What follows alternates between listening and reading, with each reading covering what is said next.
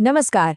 आज हम बात करेंगे अयोध्या के श्री राम मंदिर की, जो हाल ही में बना है और सच कहूं तो इंजीनियरिंग और वास्तुकला का एक अद्भुत नमूना है। ये सिर्फ एक मंदिर नहीं है, बल्कि ये परंपरा और आज की मॉडर्न टेक्नोलॉजी का एक संगम है। तो चलिए आज इसकी बनावट के हर पहलू को जरा बारीकी से समझते हैं। तो चलिए शुरू करते हैं और सबसे पहले ये समझने की कोशिश करते हैं कि ये प्रोजेक्ट, ये मंदिर आखिर कितना विशाल है। इसकी भव्यता को समझने के लिए कुछ आंकड़ों पर नजर डालना सबसे अच्छा रहेगा। इससे इसके स्केल का सही अंदाजा लगेगा। ये कोई छोटी मोटी इमारत नहीं है, ये एक पूरा कॉम्प्लेक्स है जो 70 एकड़ में फैला है। अब अंदाजा लगाइए, ये लगभग 53 फुटबॉल के मैदानों के बराबर है। और इसमें सबसे खास बात यह है कि इसका 70% हिस्सा वो पूरा ग्रीन एरिया है, मतलब हरियाली से भरा हुआ है, जो इसे एक बहुत ही शांत और सुंदर माहौल देता है। और अगर लागत की बात करें तो इस मंदिर के निर्माण में करीब करीब 1800 करोड़ रुपए लगे हैं। अब ये सिर्फ एक नंबर नहीं है, ये इस प्रोजेक्ट के विशाल पैमाने को दिखाता है कि कितने ज्यादा रिसोर्सेज इसमें लगे हैं। और ये 2 तारीखें इस ऐतिहासिक सफर के 2 सबसे अहम पड़ाव हैं।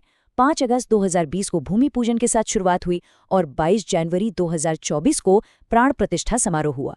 मतलब नींव रखने से लेकर इसके भव्य उद्घाटन तक इस सफर को पूरा होने में लगभग 3.5 साल लगे।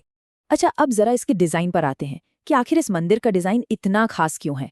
देखिए, ये सिर्फ पत्थर और सीमेंट का ढांचा नहीं है, ये कला, विज्ञान और आस्था का एक, कह सकते हैं, एक बेहतरीन नमूना है। पूरा का पूरा मंदिर जो है वो नागर शैली में बनाया गया है। ये उत्तर भारत की एक बहुत ही पारंपरिक मंदिर वास्तुकला की शैली है। इसकी सबसे बड़ी पहचान होती है इसके ऊंचे और भव्य शिखर, जो दूर से ही इसे एक शाही और दिव्य रूप देते हैं। इस 3D मॉडल को देखिए, इसमें साफ दिखता है कि कैसे मेन शिखर से लेकर अलग-अलग मंडप तक सब कुछ एक साथ मिलकर एक बहुत ही सुंदर और बैलेंस्ड स्ट्रक्चर बना रहा है। हर एक हिस्सा अपनी जगह पर एकदम परफेक्टली फिट होता है।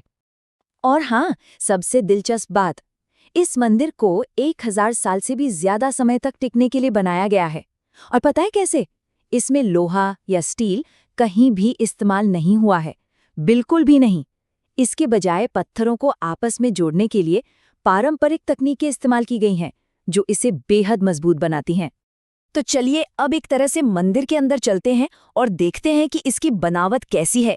जब कोई दर्शन करने के लिए मंदिर में प्रवेश करता है तो उसका अनुभव कैसा होता है। हर एक कदम को बहुत सोच समझकर डिजाइन किया गया है। तो यात्रा शुरू होती है एक विशाल दीवार से। उसके बाद 5 अलग-अलग हॉल या मंडप आते हैं। नृत्य, रंग, सभा, प्रार्थना और कीर्तन मंडप। और फिर 3 मंजिलों से होते हुए आखिरकार मुख्य गर्भगृह तक पहुंचते हैं। ये पूरा रास्ता अनुभव को धीरे धीरे और भी गहरा बनाता जाता है। अब इसके साइज का अंदाजा लगाइए। मंदिर की कुल ऊंचाई है 161 फीट, लंबाई 380 फीट और चौड़ाई 250 फीट है। ये वाकई में बहुत बड़ा है, जो इसे भारत के सबसे बड़े और भव्य मंदिरों में से एक बना देता है।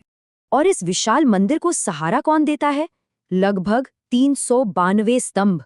जरा सोचिए, करीब करीब 400 पिलर्स, और इनमें से हर एक स्तंभ अपने आप में एक कलाकृति है, जिन पर देवी देवताओं और सुंदर आकृतियों की बहुत ही बारीक नक्काशी की गई है। तो ये पूरी यात्रा जाके खत्म होती है गर्भगृह पर। ये मंदिर का सबसे पवित्र स्थान है, इसका आध्यात्मिक दिल कह सकते हैं। यहीं पर मुख्य मूर्ति विराजमान है। और ये है मंदिर का केंद्र बिंदु, रामलला की मूर्ति, जो भगवान राम के बाल रूप को दर्शाती है। ये मूर्ति मैसूर के प्रसिद्ध मूर्तिकार अरुण योगीराज ने तराशी है।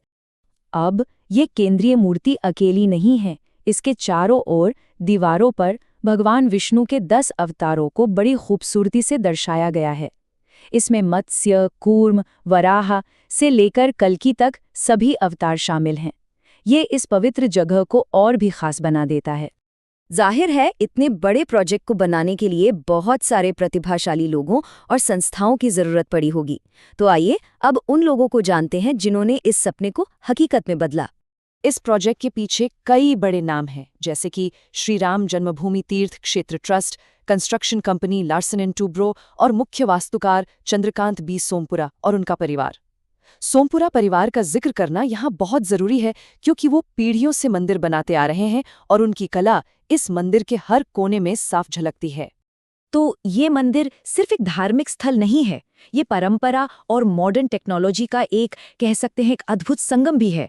और ये एक सवाल भी खड़ा करता है कि भविष्य की बड़ी और मॉन्यूमेंटल इमारतें कैसी होंगी? क्या वो भी इसी तरह हमारे अतीत की कला को भविष्य की टेक्निक से जोड़ेंगी? ये एक बहुत ही दिलचस्प सवाल है जिस पर सोचा जा सकता है।